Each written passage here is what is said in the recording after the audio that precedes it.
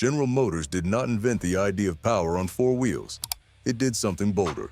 It made power feel inevitable. From the early 60s through the late 80s, GM built machines that did not ask for attention. They took it. Today, we count down the 12 most powerful GM muscle cars ever to leave a showroom. You will hear the official numbers. You will hear the whispers that said those numbers were shy. And at the end, you will pick the one car that still scares the road. Number 12, 1962, Pontiac Catalina Super Duty.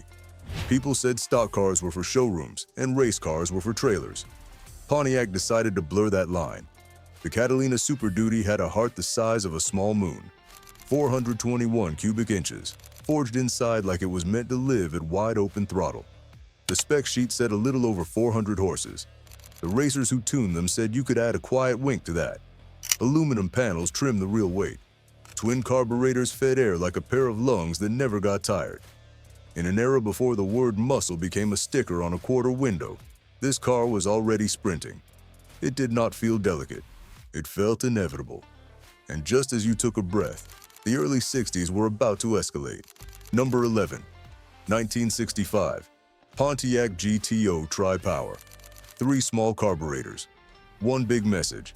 The mid-60s wanted more. The GTO delivered more without apology. The Tri-Power setup did not shout in the showroom. It whispered a promise when the center carb went to work and the outer pair joined the party. The 389 loved to climb through the middle of the talk. The body had the stance to match. The steering wheel was thin. Your pulse was not. What made the GTO special was not just the number on the paper. It was the way the car pulled in gear after gear without a hint of quit. It felt like the blueprint for a decade. And the decade was not done. Number 10, 1966, Chevrolet Chevelle SS 396 L78. The body sat wider. The face looked meaner. Under the hood, the big block had a cam with a spine. This was not a catalog exercise. This was a street machine with race parts that wanted a clean pass. Forged bits, high compression, a rating that looked honest enough on paper and still felt honest when you buried your right foot. The L78 did not ask you to talk about it. It pushed you back in the seat and did the talking itself. The first wave of big block Chevelle power set a tone. It said the Bowtie had learned how to mix manners and menace. It would learn to mix even more.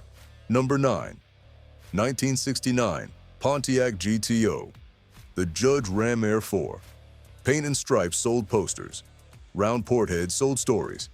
The Ram Air 4 was not the easy choice in traffic. It was the right choice when you wanted to hear a big cam stand at attention. The idol was never shy. The pull above $4,000 felt like a second engine woke up. The Judge package added theater. The engine added proof. Every shift had a little sting in your shoulders. Every on-ramp turned into a private test. Pontiac made a point here. Style could live with substance. If you learned how to drive it, the car would teach you how to win arguments without words. Number 8, 1969, Chevrolet Camaro COPO 427. Someone at a desk drew a line.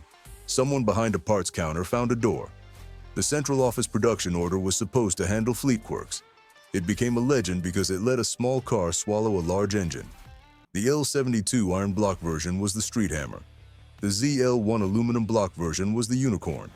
Official ratings tried to keep the peace. The real numbers tried to start fights. The iron car pulled like a freight train in a sprint. The aluminum car felt light on its feet and heavy in its intent. They were both loud statements that rules are just puzzles with better answers. The countdown is running hot now. The year 1970 is opening the gate. Number 7, 1970, Oldsmobile 442 W30. If you thought Olds was a soft handshake, the W machine was a wake-up tap on the jaw. The 455 made torque that arrived early and stayed for dinner. The W30 package cleared the lungs with cold air, light parts, and a tune that put work boots on a luxury badge. The seats told you to relax. The engine told you to focus. Knock the shifter, and the whole car stood up. It did not need many revs to make its point. It was the kind of car that made you grin in third gear. It also made you respect the brake pedal. The lift on the engine size rule had just happened. Olds took full advantage, and it was not alone. Number 6, 1970, Pontiac GTO 455 HO and Ram Air 4. This was the fork in the Pontiac road where displacement and head flow argued and then shook hands.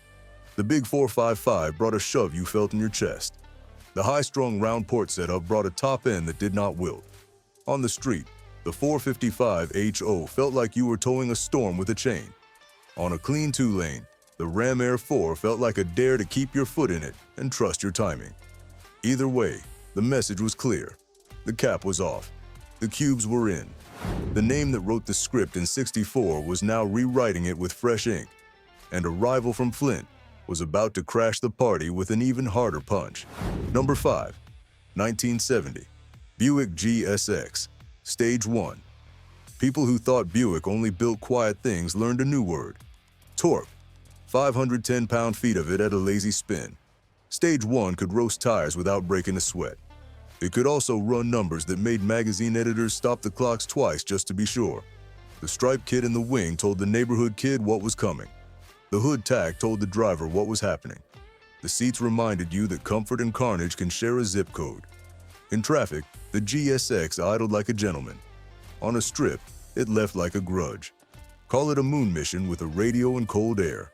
And yet, even this tidal wave had a rival in the same model year from the same corporate family. Number 4. 1970.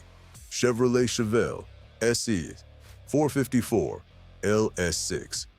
Open the hood. See the big orange block. Hear the cold air door click. The LS6 was the signature at the bottom of a wild letter. It took the idea of a streetcar and drew it with a thick marker. High compression. Big cam. A Holly that moved air like a box fan in July. The rating on the brochure became the headline that every kid in a school parking lot could recite. The experience behind the wheel became the memory that every owner kept close. It was not a delicate car. It was a clear statement of intent.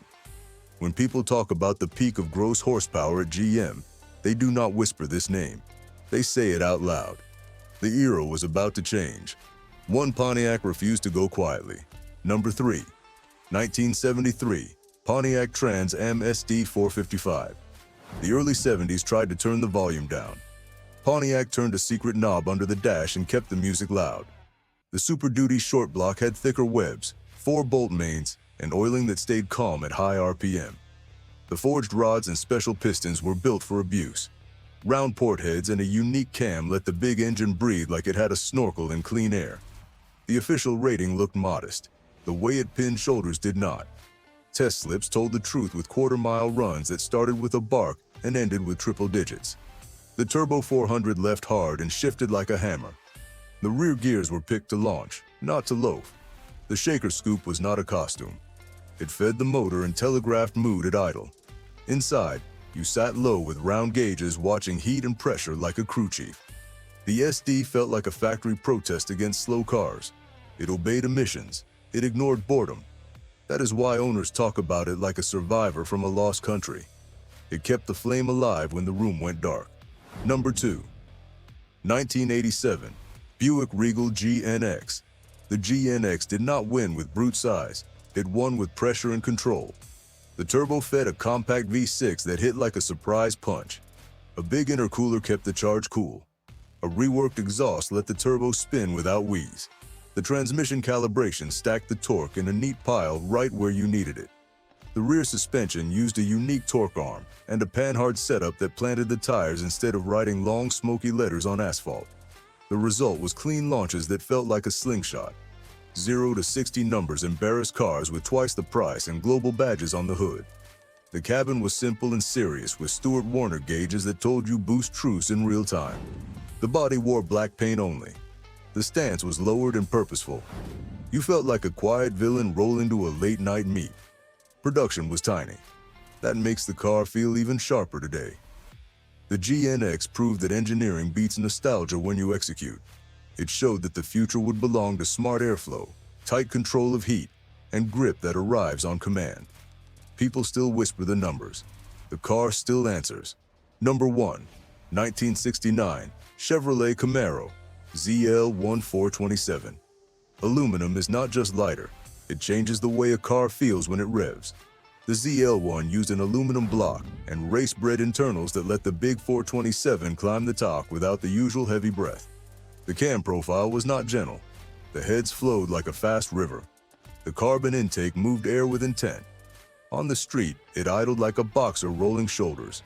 In gear, it felt like someone shortened the horizon. The official rating was conservative. Period tests and track folklore say the quiet numbers hid loud truth. The cost was high, and the build count tiny. That is why the car lives as a myth until the first hard pull makes it real. The chassis was still a first-gen Camaro at heart. Simple, honest, capable. It needed a driver who could listen to traction and read a road. In return, it gave speed that reset expectations.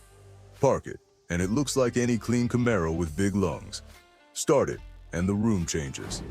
The ZL1 is the GM muscle halo because it blends rarity, race intent, and a feel that no spec sheet can capture. Now take a breath. You have heard the official ratings. You have heard the rumors that the ratings were shy. You have heard about loopholes and stage packages and short blocks that should not have made it to the street. The pattern is clear. GM did not just make engines, it made moments. Early 60s race parts in a big Pontiac. Mid-60s triple carb swagger in a GTO. Late 60s loophole magic that turned a compact into a grudge. 1970, and the size cap lifts, and the whole family shows up with four-figure lungs. The 70s try to slow it down, and an SD keeps the lights on. The 80s say turbos are toys, and a black Buick says, watch this. A few quick clarifiers before we land the plane. The Chevelle is Chevelle, not Chevelle. COPO is COPO, not COP. The Plymouth Cuda is a legend, but it is not GM, so it stays out of this room. We keep this list clean and loyal to GM badges. Chevrolet, Pontiac, Buick, Oldsmobile. That also means no Corvette here, even though its power is not in doubt. This is a muscle roll call, not a sports car list. Let me leave you with a thought that keeps car people awake in a good way. Many of these cars were underrated on paper. Insurance was a force. Corporate peace was a force. The dyno does not care about those forces. The strip does not either. That is why the stories survive longer than numbers in a brochure. A Catalina with aluminum panels taught that early. A Stage 1 with torque like a tide made it obvious. A ZL1 wrote it in aluminum. If you made it this far, I want your take. Which GM muscle car is still underrated today? Which one deserves a fresh dyno pull with modern fuel and a careful tune? Drop your pick in the comments. If this hit the spot, tap like, subscribe, and tell me which list you want next. The most overrated GM muscle cars ever, or the Mopar versus GM street fight the internet has begged for since forever. Your call. I will build it.